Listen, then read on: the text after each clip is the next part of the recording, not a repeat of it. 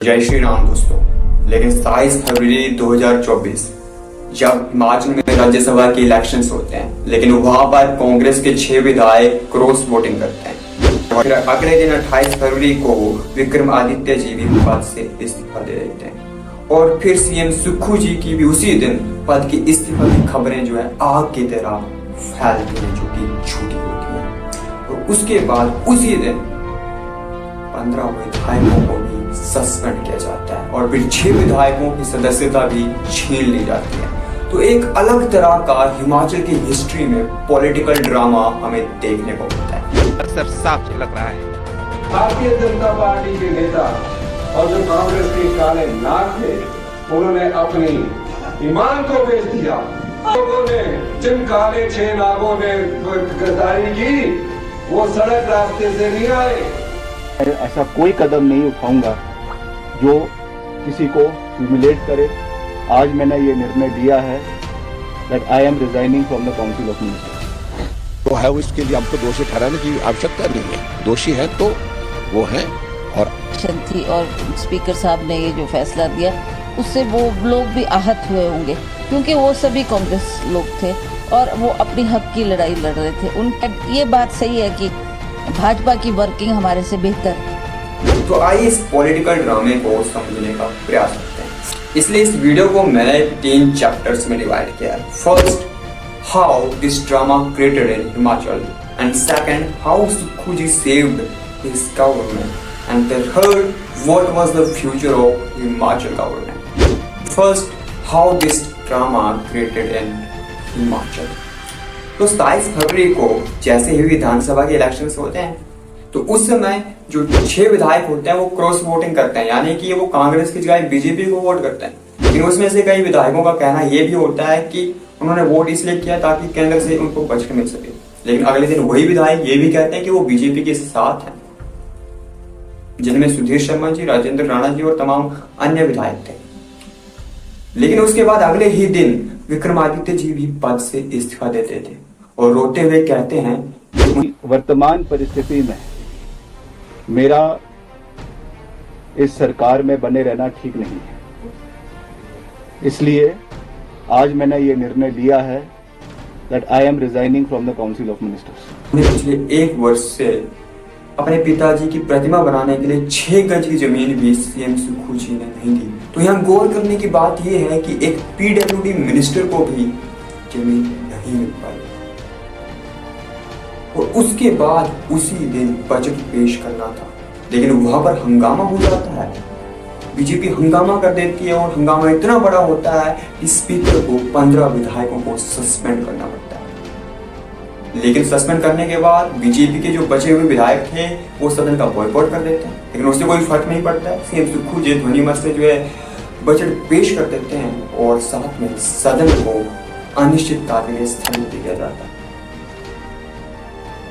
तो इस तरह से पॉलिटिकल ड्रामा हिमाचल में क्रिएट हो जाता है। लेकिन ड्रामा तो क्रिएट हो जाता है, लेकिन सरकार इससे बचती कैसे है? या second point, how Sukhu ji saved his government from this political drama, this situation.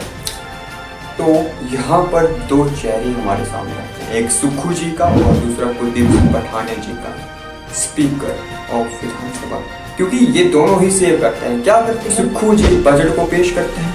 पहले तो 4 विधायक नहीं आते हैं, वो 6 बागी विधायक नहीं आते हैं और बीजेपी काफी हमला भी करती है, लेकिन फिर भी वो बजट पेश कर देते हैं, क्योंकि वो 15 विधायकों को सस्पेंड कर देते हैं। फिर बजट पेश हो जाता है, जो बाकी विधायक बचे होते हैं बीजेपी के वो सदन का बाइकआउट कर देते हैं और ध्वनि मत से जो है सुखविंदर सिंह सुक्खू जो है बजट को पेश भी कर देते हैं। और फिर बजट को पेश ही नहीं करते हैं, बल्कि सदन को, विधानसभा को अनिश्चित काल के लिए स्थगित भी कर देते हैं।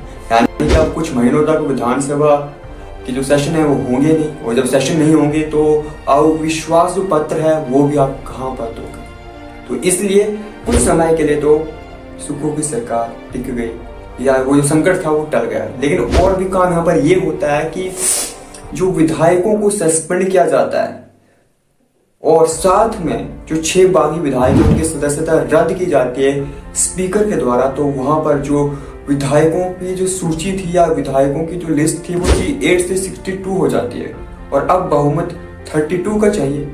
और कांग्रेस के पास 34 का बहुमत है, जबकि बीजेपी के पास 25 सीट्स थी, 25 विधायक थे और बचे 3 विधायक जो कि अन्य के थे, जिनमें नालागढ़ के भी थे और जो भी अन्य के थे वो अब किसी में भी चले जाए, 25 + 3 28 हो जाए या फिर 34 + 3 37 हो जाए, कोई फर्क नहीं पड़ता, क्योंकि इस तरह से कुलदीप सिंह पठानिया जी और सीएम सुखविंदर सिंह सुक्खू जी अपनी गवर्नमेंट को इस संकट से बचा पाते हैं, लेकिन बचा पाते हैं, संकट अभी भी टला नहीं है। इसलिए the future of Himachal government, तो फ्यूचर क्या होगा? तो फ्यूचर वही होगा जो यहाँ के एमएलए चाहेंगे, क्योंकि एमएलएस में या इनके खुद के परिवार में जो असंतोष फैला हुआ है, क्योंकि विक्रम आदित्य जी भी इस्तीफा दे रहे हैं और प्रतिभा सिंह जी भी खुद कहती है कि जो उनकी सदस्यता रद्द की गई ये उनके साथ अन्याय हुआ, यानी कि वो उनके साथ सिंपैथी, उनके प्रति सिंपैथी दिखाती है प्रतिभा सिंह जी, जबकि वही सीएम सुखविंदर सिंह सुक्खू जी उन्हें काला नाग कहते हैं। और जिन काले 6 नागों ने गद्दारी की वो सड़क रास्ते से नहीं आए, कहते हैं कि इन्होंने गवर्नमेंट को या कांग्रेस को डसने का काम किया। तो दोनों की जो आइडियोलॉजी है, दोनों की जो विचारधारा है, उसमें कितना फर्क आ गया है।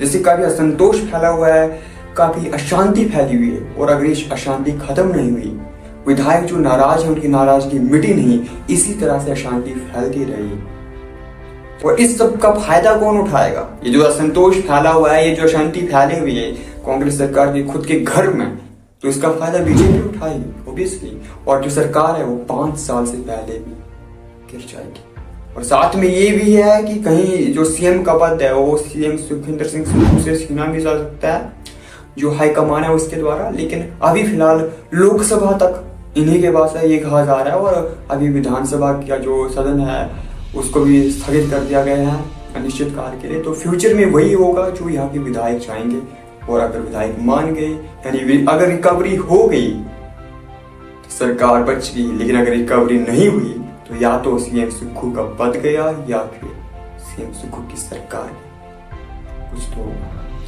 तो कंक्लूजन हम यही कहना चाहेंगे कि अगर विक्रम आदित्य जी मान गए, सारे विधायक मान के, अशांति शांति में परिवर्तित हो गई और रिकवरी हो गई तो गवर्नमेंट बच गई। अगर रिकवरी नहीं हुई तो गवर्नमेंट तो नहीं बची, साथ में शायद सीएम सुखविंदर सिंह सुक्खू जी का सीएम पद भी नहीं बचा।